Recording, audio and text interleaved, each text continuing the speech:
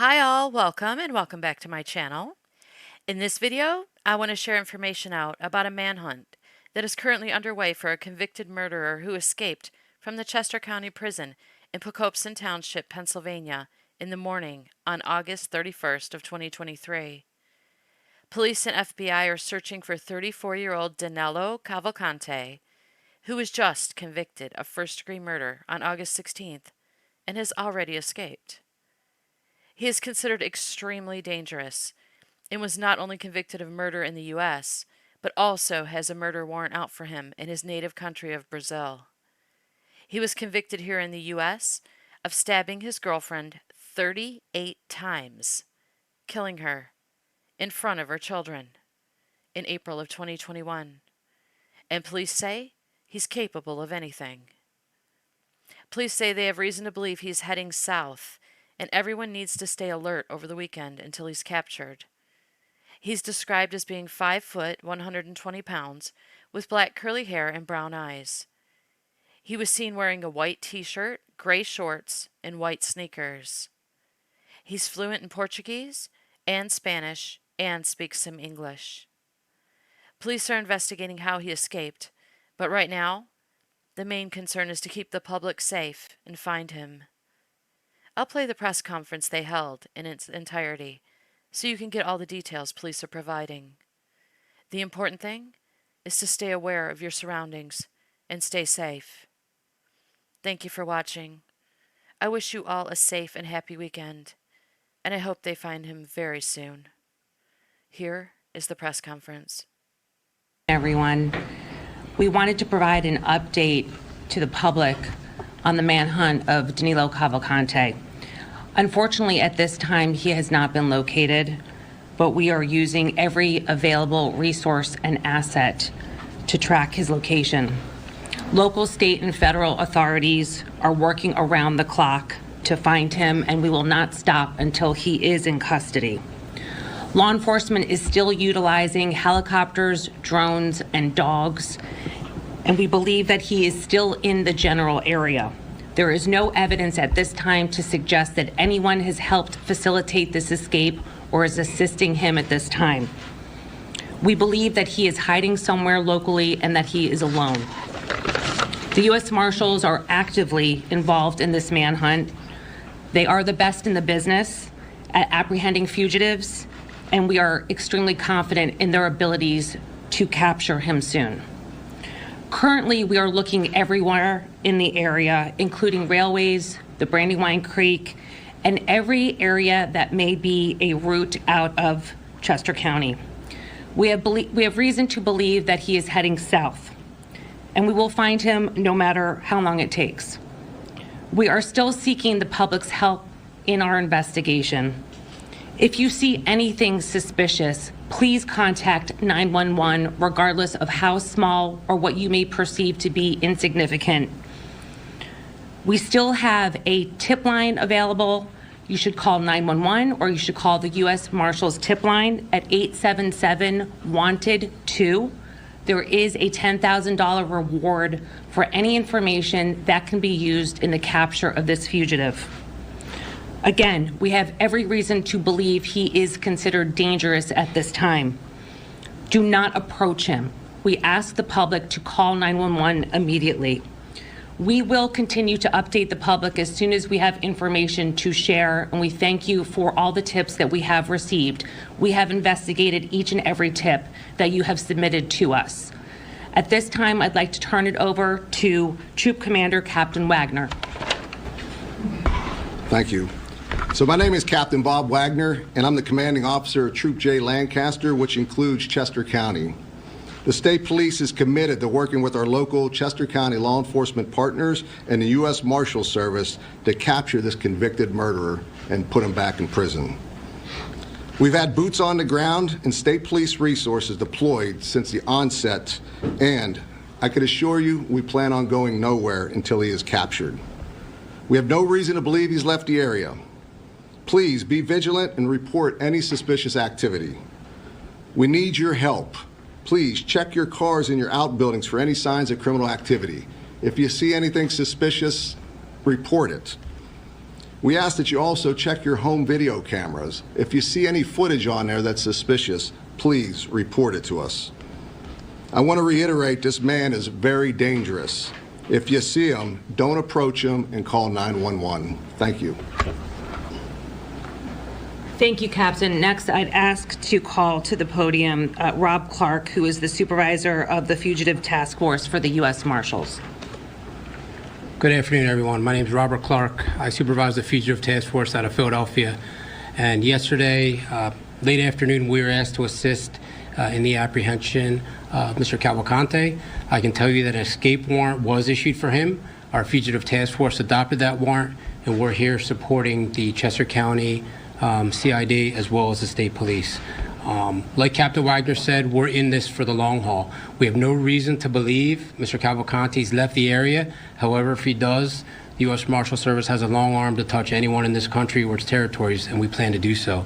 We will stop at nothing until we bring him back into custody and support our state and local partners.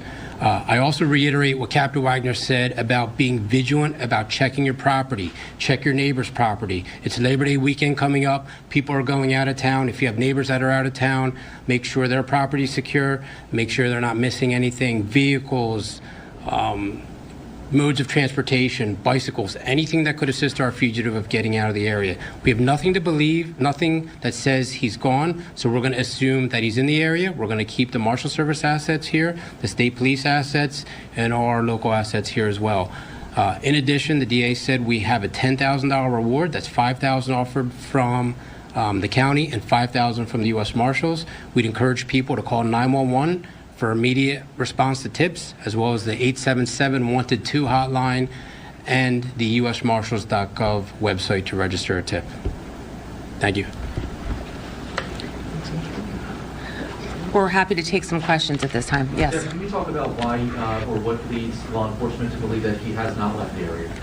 We don't have any evidence to suggest that he has left, so we believe that he's somewhere nearby. Yes. What should neighbors be doing? What should residents be doing? I've talked to people who are concerned that they're not exactly sure, should I be having this Labor Day party? I know Westchester University canceled their classes just a few hours ago. So how should people be behaving this weekend? I think people need to be on high alert. This person is dangerous. He has killed someone. He is alleged to have killed another person. So people need to take every precaution possible. Lock your doors, keep your eyes on your kids, and keep your eyes on your neighbors and your friends. I don't know what to suggest regarding neighborhood activities or barbecues for the weekend, but everyone needs to be on high alert. What makes you believe that he's headed south? So when he murdered Deborah Brandow in 2021, he headed toward Brazil. We have evidence to suggest that he was captured in Virginia, but the ultimate goal was to go to Mexico and then to Brazil, which is his native country. Can you offer any insight into how you believe he may have gotten out of the prison, considering it's done, he already got out? Any information you can reveal about that? So at this time, I don't. We're still investigating that. The Chester County detectives have been vigilant in doing interviews and reviewing video surveillance, but we will have an update at some point on that. Yeah, because that involves two different agencies. If it was like a transport situation or if it was an incarceration in the jail itself, can we even say where he was? It occurred at the prison. He wasn't being transported anywhere? Not at the time, no. Can you confirm that, so the prison realized he was missing at 9 a.m. and he was called, someone reported that he was out walking at 9:30? Was there a search in progress before that report was made? I don't know the specific time frame as to when they first notified anyone that he was missing or when they found out that he was gone. So I know that we have a confirmed identification of him walking on Wawasset Road at 9:40. We understand that he gained access to a ladder at the prison. Have there been steps to alter security or make sure things are secure at the county jail? Jim, there's no evidence that there was a ladder used in his escape. Deb, given that he was sentenced to life in prison, number one, why was he still in custody in Chester County for over a week? And also, were there any additional security measures being taken given that he was a confirmed flight risk previously? So it's normal protocol to keep someone who has been recently convicted for at least 30 days in case they file a post-sentence motion of some kind.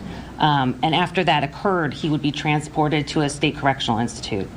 And at the time that he was still awaiting to be transported, there was no evidence that he was considered a flight risk. Can you confirm there was another inmate that escaped from that prison a couple months ago? We have a neighbor who said it happened and he hid in his shed and he was caught. Can you confirm that that happened? I cannot. I don't have that information. I know details are limited, and I respect that, but is there any indication he acted alone or had assistance in getting out of the prison? We have no evidence at this time to suggest that he had help from anyone. So who can confirm that that happened then? Who do we contact when we have several neighbors who said that that happened, that there was another prisoner who escaped from this jail a couple of months ago? I am aware that there was a previous escape. I can't give you details about that. I would suggest contacting the acting warden, Howard Holland. But you can confirm that it happened? It did happen, yes. Oh, okay. When someone's given a life sentence, clearly they're a flight risk.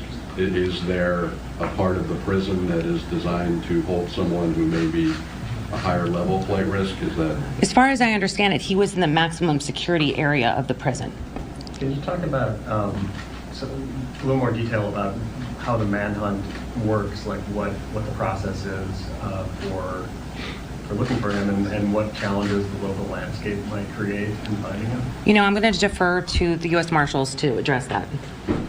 So we don't want to talk about how we go about our investigative techniques and tip our hand to Mr. Cavalcante, but I can tell you this, that the State Police and the Marshal Service are dedicated in staying here until we bring him into custody.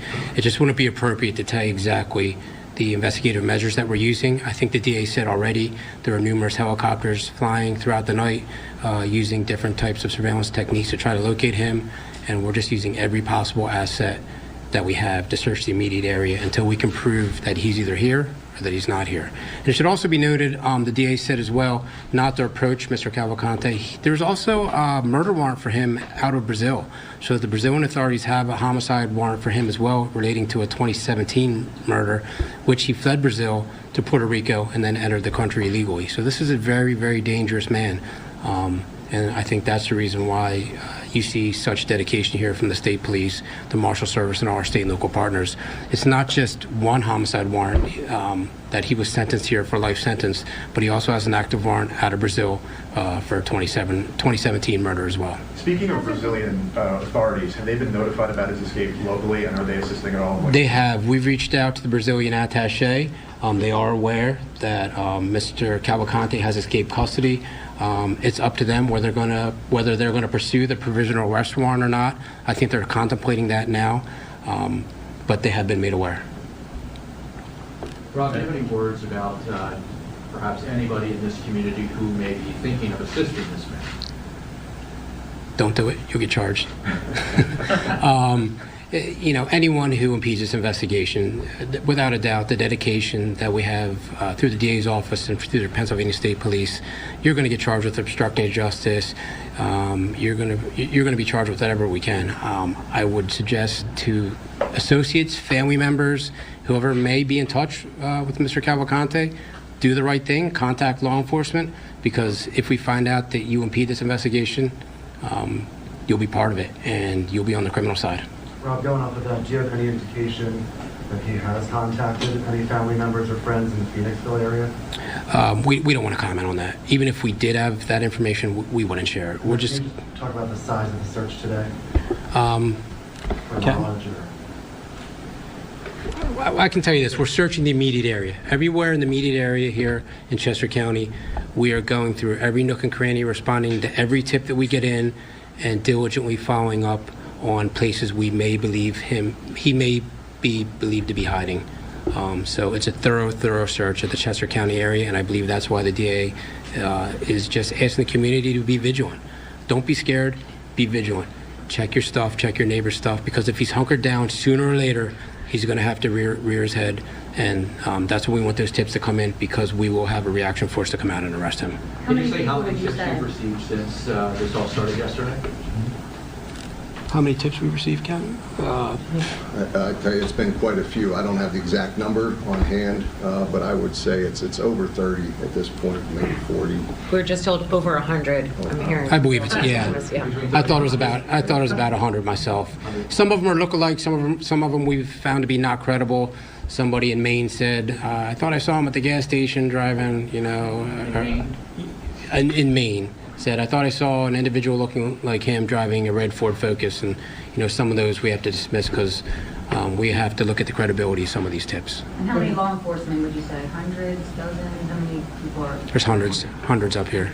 Yeah. A question on law enforcement. I'm with the Chester County Association of Township Officials, and we're getting emails and calls from PD saying, how do we get our people to help? Do we refer them to someone in particular, or do we advise them that they should stay in their jurisdiction and work that territory? In my opinion, the state police has very adequately staffed this operation. They have everyone from their emergency response team, people up here, their BCI investigators. They've deployed every possible resource in the state that they can afford up here. The Marshal Service, through the task force in Philadelphia and through Allentown, have expended all of our investigators. So at this time, we're not asking for any help. I'd ask them to stay in their own jurisdictions. God forbid we get a tip there, we'll need them out to investigate those tips. I have one question. I spoke to neighbors who were a little bit concerned about the timeline and how quickly they were notified that someone was missing. They were concerned that it had been hours before they got an update from the text messages, and they weren't able to hear that air raid warning that goes off or the siren that goes off. So is there any explanation about this timeline and why it took so long for neighbors to hear? Also, any thoughts about updating technology and further to get those words out quicker? So, good question. I don't know the answer to that, frankly. We're looking into that to see why there was a delayed response. But as far as I understand it, as soon as the prison was aware that he had escaped, they followed their direct protocol and notified the appropriate authorities and corresponding agencies. But we'll look into that further. There was a reverse 911 call that was placed. I was told that not every resident received that call, so we're going to look into that and see why that happened, and I don't have an answer at this time. Deb, I know you can't give a lot of information about this, given for safety reasons, but in terms of Deborah Brandau's family, have they been contacted by your office, and if so, I mean, how are you handling the situation?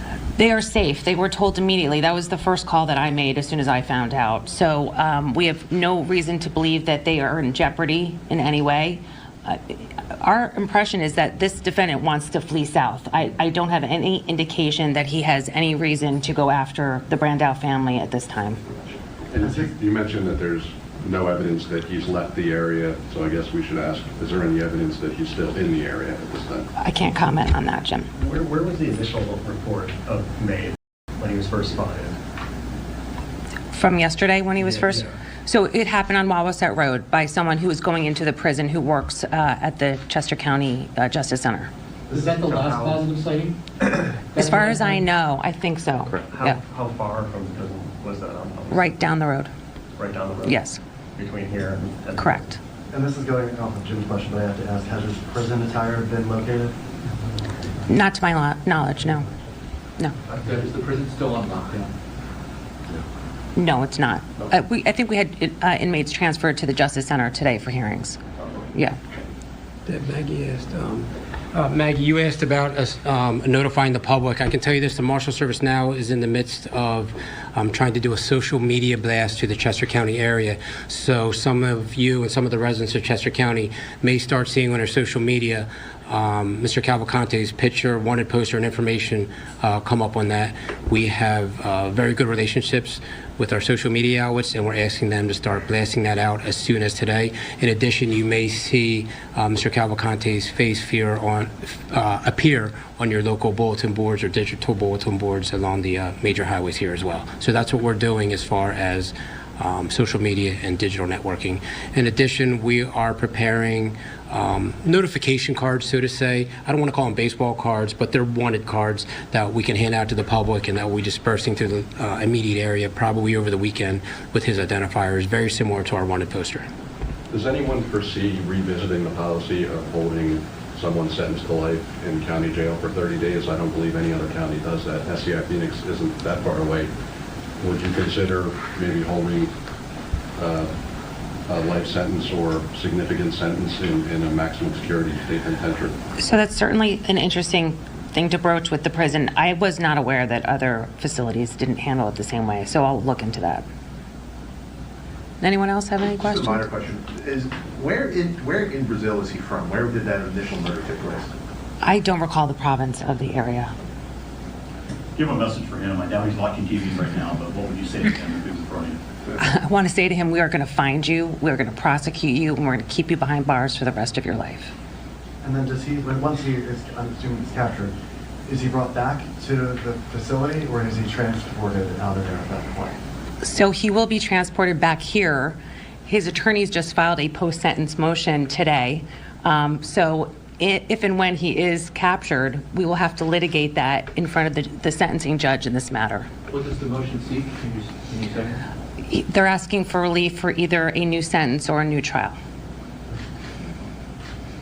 And just lastly, U.S. Marshals and others, state police, is the FBI also assisting? We've been in contact with the FBI, yes. You can So, good afternoon. My name's Dave Sass. I'm the Chief County Detective. We have been in touch with the FBI. They've offered their assistance with some of their assets, and we're in constant communication with them. Yes. We good? If there are no other questions, I'll just say we will update you as soon as we have new information to share. I know everybody has been inundating us with inquiries. We promise that we will do our best to get out information as soon as we receive it, but thank you for your patience on that.